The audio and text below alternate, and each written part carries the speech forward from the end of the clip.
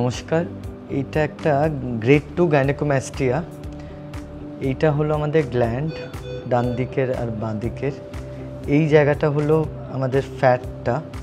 তো এই ট্রিটমেন্টে মেইন উদ্দেশ্য যেটা হয়, প্রথমে ফ্যাটটাকে রিমুভ করা হয়, যেটা হলো চেস্টের উপর যেই ফ্যাটটা থাকে সেই ফ্যাটটাকে দুদিকে সমানভাবে রিমুভ করা হয়।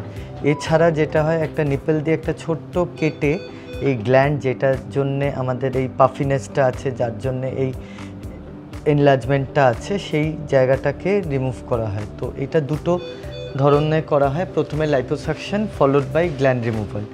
এই জিনিসটাতে করার পর চেস্টটা মোটামুটি একদম কন্ট্যুরড হয়ে যায়, মানে চেস্টটা একটা ইউনিফর্ম কন্ট্যুরড হয়ে যায়। এই যে প্রজেকশনটা রয়েছে, এই যে নিপেলটা একটু এগিয়ে আছে, এই জিনিসটা একদম ফ্ল্যাট হয়ে যায়। আর এটা মোটামুটি এক ঘন্টা মতন অপারেশনের টাইম লাগে। রিকভারি পিরিয়ড ধরে নিন 5 থেকে 7 দিন ম্যাক্সিমাম। একটা টাইট জ্যাকেটের মতন 3 থেকে 4 সপ্তাহ পরতে হবে। বাকি আর কিছু যদি জানার থাকে আপনারা মেসেজ করতে পারেন। Thank you.